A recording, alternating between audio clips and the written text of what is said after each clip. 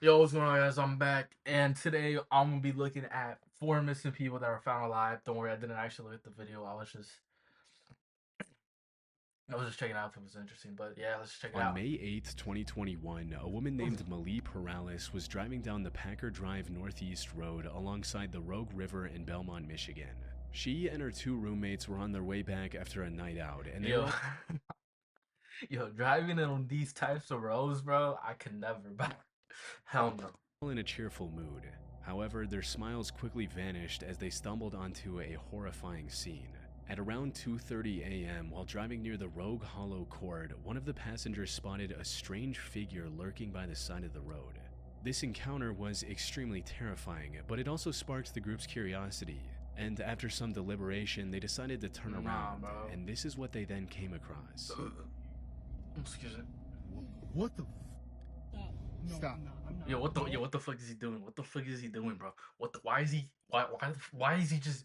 No, bro. I just can't, bro. And there's like, you know what's crazy? I get scared easily, bro. So I don't fuck with shit type of stuff, bro. Like those paranormal type of stuff, I don't fuck with that shit. Even though I like watching horror movies, I don't fuck with any of that paranormal shit, bro. You never catch me going outside in the dark like this, What bro. the? Like this is actually No, insane. I'm not. No, hell no. What the? Oh. They were soaked. They saw what looked like a young woman drenched from head to toe as if she had just crawled out of the nearby river. She also looked like she was crying, banging her head on the road and waving for help. Malie posted the video of this encounter on TikTok and it instantly went viral, leading people to come up with all sorts of far-fetched theories about ghosts, spirits, etc. However, as wild as the theories got, Malie later posted several videos shutting them down and revealing what really happened. According to her, they kept circling back and driving past the disturbed woman several times after recording the first video to make sure she was okay. While none of them had the nerve to get out of the car and approach her, they did call the cops and waited nearby until help arrived. The woman was then taken to a nearby hospital where she was treated for cold exposure. As it turns out, she somehow fell into the Rogue River from the east side and swam across it onto the road.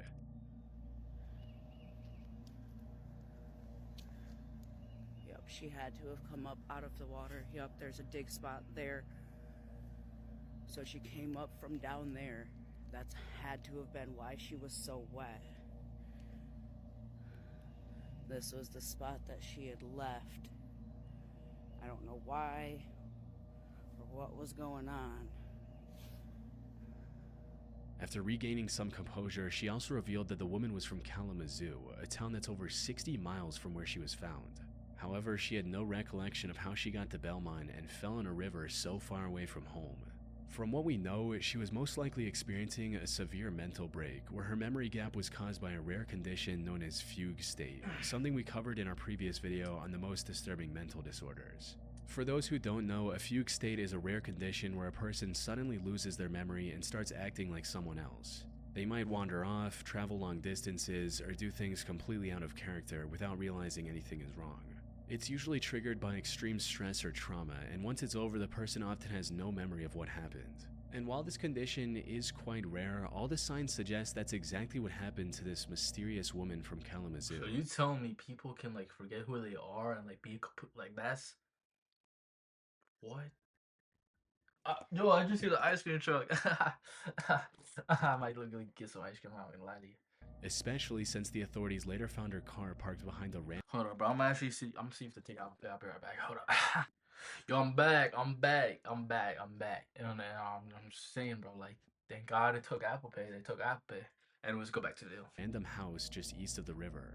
She likely drove to that neighborhood on her own, but had zero memory of doing so, which fits perfectly with the known symptoms of fugue state.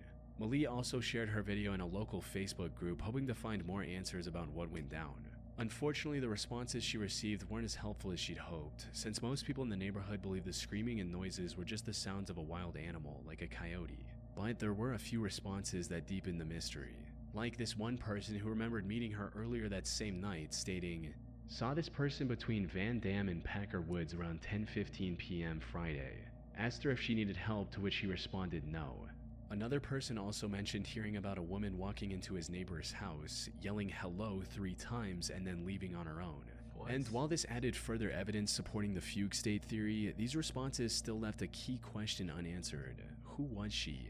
Malie tried to contact both the police and the hospital for answers, but despite her insistence, both the police officers and the hospital staff refused to reveal her real name. That said, we still have enough information to make an educated guess. Based on everything I could uncover, the mysterious woman in this unsettling video was most likely Mei Zhou. She was a 28-year-old Chinese woman who went missing from Kalamazoo on May 6, 2021. Before her disappearance, she told her friends that she felt like she was being followed by a stalker she met online. Unfortunately, Damn. We're back. Alright, bet. Sorry about that. I don't know, my OBS is looking like crazy, but she told her friends that she felt like she was being followed by a stalker she met online. Unfortunately, these are the only details about her case that were made public. I couldn't find any clear answers on whether the stalker was real or if she was just overwhelmed by paranoia. In either case, the constant fear and stress of feeling watched likely drove her to slip into some variation of the fugue state we discussed earlier. Hopefully she received the mental help she desperately needed and is now in a better mental state than she once was. Yeah, that's just sad, bro. Tracking down a missing... But I'm not gonna lie, seeing shit like that, like at night, bro, it's scary as fuck, bro. I could never do that shit. I can never, bro. That shit, I can't, bro. I don't even know what I'll do in that situation, bro, if I saw someone, like, randomly doing, like, something out of pocket, bro. Person can be an extremely daunting task, but tracking down a person's personal information often isn't. For example, just by knowing your name and the town or city you live in, I could probably find out your address, phone number, make and model of your car, who your relatives are, and much more. This is because data brokers collect all our information, package it, and sell it to whoever wants it. It can cost someone less than $1 to purchase this information about you. Most people buying this information aren't trying to find missing persons, they're probably scammers or stalkers. If you don't believe me, Google yourself right now and see what comes up. Thankfully, with my sponsor Aura, this type of thing can be prevented. Oh, I just realized this is an ad. Insurance virtual my link time for Aura. My ad skipping game is bad right now, bro. I'm not even gonna lie to you. Is that Lacey? 24, streamer Lacey and his friend Clicks were doing an IRL live stream in Miami, Florida. The two were simply going around town and having fun. What they didn't realize was that this stream would end up saving someone's life. It happened a few hours into the stream when they sat down at the Starlight Hotel Cafe for lunch. As they waited to order, a guy walked up to their table wearing nothing but neon green shorts. Lacey and Clicks initially assumed he was just another fan eager to talk to his favorite streamers, a pretty typical scenario for popular IRL streamers. But something about this young man didn't sit right. He was trying to keep a conversation going, but his words were slurred and nothing he said really made sense. Hey, are you sparring, bro? Are you sparring? Yo, you good, bro? Good what? The streamers figured he was either drunk or on some kind of drugs. For content, they started poking fun at him a bit before shifting their focus back to their stream. But the guy continued to linger around, acting very odd and saying unintelligible sentences for the next half hour or so before finally leaving them for good. The streamers simply labeled it as an odd interaction from someone under the influence of something or another and continued on with their stream. Lacey later uploaded an edited down version of this stream on his YouTube channel. And that's when he got an email that made him realize the significance of what they had just caught on camera. 2 days after this video went up, Lacey received an email from a man named Trent claiming to be the brother of the guy seen in green shorts. It read, "Hello, my name is Trent Coleman and my missing little brother from Michigan was on Clicks and Lacey's stream in Miami. He was wearing green shorts and they were making fun of him. He is not on drugs, he is schizophrenic and he is 17 years old. If someone can contact me about this, I would be so thankful. He has been missing for 3 months and his case was put on homicide in Michigan." In most cases, emails like these are just trolls trying to mess with creators. However, after some research... What is homicide? Homicide? Lacey discovered that Trent was actually telling the truth and posted this new development on Twitter stating, 3 months ago, a 17-year-old kid went missing and was put on homicide. Yesterday on stream, he came up to me and Clicks and now his family knows he is alive and in Miami. I wasn't sure if I should make this public, but I'm hoping somehow this helps him be found for his family.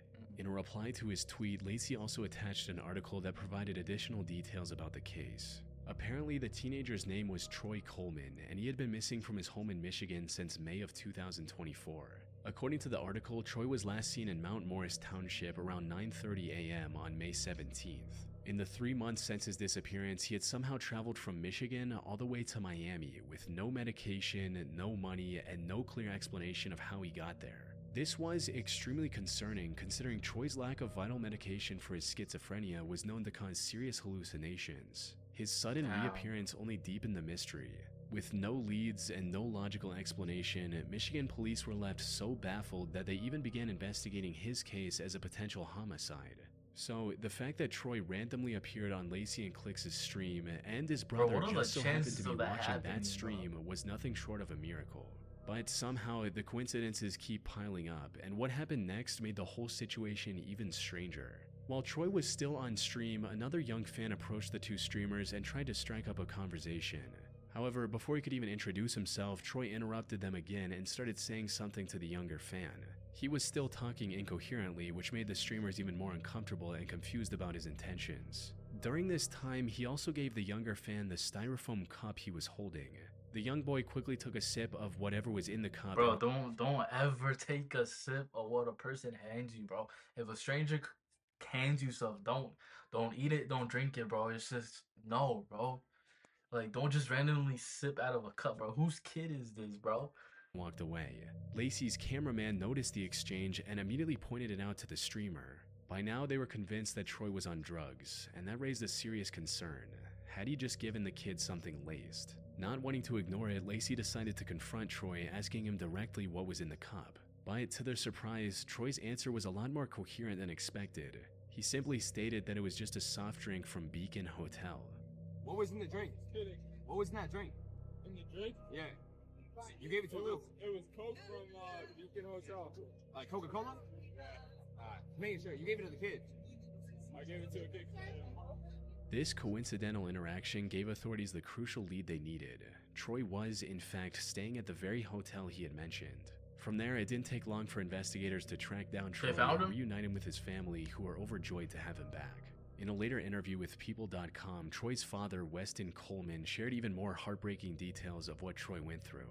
According to him, Troy actually wanted to visit Florida to find and meet celebrities. He did his research online and saved up as much money as he could before setting off. Troy made it to Atlanta by bus, but that's where things took a turn for the worst. During his stay in Atlanta, he was robbed of everything he had. Left with nothing, he traveled the rest of the way to Miami completely broke. Despite the hardship, his family was ultimately glad that he was still alive and well, with his father stating, "I'm just glad he's alive at this point and now can't believe we found him. We all feel a lot better and we thank everybody." From what I can find, that Troy's been living with his family in Michigan ever since and has managed to stay out of any more trouble. On August 3, 2013, 40-year-old James DiMaggio invited family friend Christina Anderson and her two kids, 8-year-old Ethan and 16-year-old Hannah, over to his home in Boulevard, California. He claimed it was just a farewell visit before moving to Texas. And this wasn't anything unusual. James had been a close friend with both Christina and her husband Brett for quite some time and was like an uncle to the kids. And since Brett was away for a 3-month job in Tennessee, James helped the family regularly with things like driving Hannah to and from her gymnastics class. However, what seemed like an innocent invitation quickly turned into a horrifying nightmare. It started on August 4 when the children's grandparents called the police and pray for it, bro. reported the family as I feel like I know where this is going, bro. missing after not hearing from Christina all day. They also informed the police about the family's plan to visit James. However, when investigators reached James's home, it was already engulfed in flames. What? So not only does she go missing, but this man's like crib goes in flames? What? Firefighters rushed to the scene and suppressed the fire. Unfortunately, they were too late. Inside the burnt house, they discovered the bodies of Christina Anderson, her son Ethan, and even the family dog. And while this could have been nothing more than a tragic accident, the reality was far more cruel. Bro, Later, it was autopsy discovered severe injuries on Christina. These included signs of plastic cable ties around her ankle and arms, duct tape marks around her neck and mouth, multiple fractures in her right arm and both legs, a cut on her neck, and signs of at least 12 heavy strikes to the head. Her 8-year-old son Ethan also had multiple fractures throughout his body. However, despite the horrific scene, there were no signs of James or Hannah anywhere near the house. It didn't take long for investigators to connect the dots and realize that James DiMaggio was the mastermind behind this horrific crime. It also became clear that he had orchestrated the murders not just out of violence, but with the intent to kidnap Hannah. His actions were calculated and driven by some twisted obsession as he took her from everything she had in her life. After learning about this, the police Bro, these like, bro, why are there like sick people like this, bro? It really pisses me off, bro. I hope he gets what he deserves, bro. Like for real, bro. I hope he goes to jail and drops a fucking soap, bro. Like, I'm being straight up, bro. Cause I feel like the death penalty is too easy on these people. Like they legit need to suffer, bro. quickly issued a statewide Amber Alert in hopes of getting any information regarding James and missing Hannah's whereabouts. In the meantime, investigators also discovered security footage of James passing through the Border Patrol checkpoint in Pine Valley at around 10 p.m. This also prompted them to launch a massive manhunt spanning the entire Pacific coast from British Columbia to Baja California. However, despite the massive effort and the hundreds of man-hours put into the search, the manhunt turned up empty. Every lead seemed to result in a dead end, and the odds of successfully rescuing Hannah started to dwindle with every passing day. Things looked bleak. That is, until 3 days later when two horseback riders spotted a man and a girl while trekking through the remote wilderness of Cascade, Idaho. They had seen the broadcast of Hannah's disappearance on TV and instantly recognized the young girl and her captor. They reported the sighting to authorities, who instantly began investigating the area, and soon after they found James's car with its plates removed to avoid detection. However, it still took them 3 more days to track down the campsite James was hiding in. The FBI had set up a jet with a sophisticated long-range camera recording from thousands of feet above, which is what you're seeing now. This footage confirmed they had found the missing Hannah. On the 10th of August, the FBI took it upon itself to rescue Hannah and mobilized a tactical team for the mission. They kept eyes on James for some time, looking for the right moment to attack. However, he was sticking close to Hannah, which made it near impossible for the rescue team to make their move. Fortunately, after some time, James moved away to gather some firewood. And while he was completely oblivious, Hannah actually spotted a rescue helicopter and started waving for help. This was the perfect opportunity, and the FBI didn't let it go to waste. They quickly moved in and carried Hannah to safety. After noticing the rescue mission, James took out one of the guns he had with him and fired at an officer. The rescue team then returned fire, resulting in him getting shot 6 times in the head, arms, and torso. Stupid. Hannah was finally safe. And raw. while this was one of the most terrifying experiences a teenage girl can have, Hannah's managed to completely bounce back. She is now 27 years old and is happily living with her husband and 1-year-old son in Vancouver, Canada. W ending, bro. W ending, bro. On the 27th of May 2013, at around 4 p.m., 73-year-old Robert McDonough disappeared from his home in Portland, Maine. Now, an elderly person going missing is extremely stressful on its own. However, what made Robert's situation even more dire was the fact that he was also suffering from dementia. For those who don't know, dementia is a mental condition which makes it difficult to remember things, think clearly, or even recognize familiar faces. People with dementia can forget everything from their own names to the faces of loved ones. What the heck? What is this video, bro? What is this video from? Leaving them confused about where they are or how they got there. This can also extend to forgetting where they live. For someone with dementia, wandering outside can quickly turn from a harmless mistake to a life-threatening situation. A person with memory loss isn't just lost in terms of direction, they're lost in terms of identity and awareness. They forget how to care for themselves, how to recognize danger, and how to make decisions in an increasingly hostile world. These conditions could prove to be lethal for a healthy young adult, and the danger is increased tenfold for a frail elderly man trying to navigate a world that no longer makes sense to him. He could have easily wandered into traffic or tripped and fallen in a remote area, and no one would have known. Put simply, Robert's life was in extreme danger. This is also why the authorities moved quickly after receiving the missing report and began searching every corner of the city within hours of his disappearance. Search and rescue teams spent more than 14 hours searching an area of Leamington after 73-year-old Robert McDonough, who has dementia, disappeared Monday afternoon. Around 6 a.m., search teams were briefed and started to intensify their effort. It was going into the second operational period, which means we're starting to ramp up, using a lot of GPS technology. Well, again, we'd have our pilots, we'd have ATVs, canines. However, they were having a hard time figuring out where Robert could have gone. When someone with dementia goes missing, searching for them is not like searching for someone who's just wandered off. In most cases, they don't even realize they're lost at all.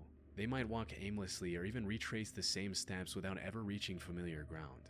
Their confusion can send them in any direction, far from where they should be.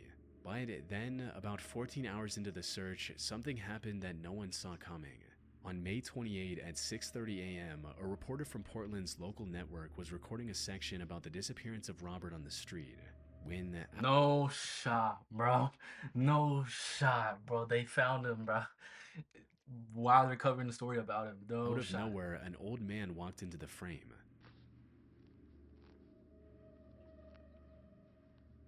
There was no shot, bro. That's crazy. At first, the reporter brushed him off as just another bystander. But after a few moments, he suddenly realized who the elderly man was. This was Robert McDonough, or Bob as he went by, the man everyone was looking for. Anybody give a phone call? I'm calling the warden service. They're at the I'm still on the phone This is with Bob. the- This is you identifying as Bob McDonald? I think so. It's Bob McDonough. Yeah. He looks a lot like a Watch guy. yourself. like- Watch Yeah. yourself here, sir. Yeah. That's Bob Damn. McDonough. Fortunately, he was completely unharmed, despite being out in the cold all night. Upon realizing his identity, the news crew immediately contacted the authorities. And it wasn't long before Robert was reunited with his family. But here's the thing, Robert returning like this was nothing more than a stroke of good luck. While his story had a somewhat happy ending, it could have just as easily turned into an irreparable loss. That's extremely lucky, bro. That's like the most like lucky thing I ever like seen, bro. Well, not whatever I seen, but like one of the most lucky things for sure, bro. Anyways, I'll catch you all on the next one. Comment down below what you like, what you didn't, and tell me what you all want me to react to. I'll catch you all on the next one. Peace.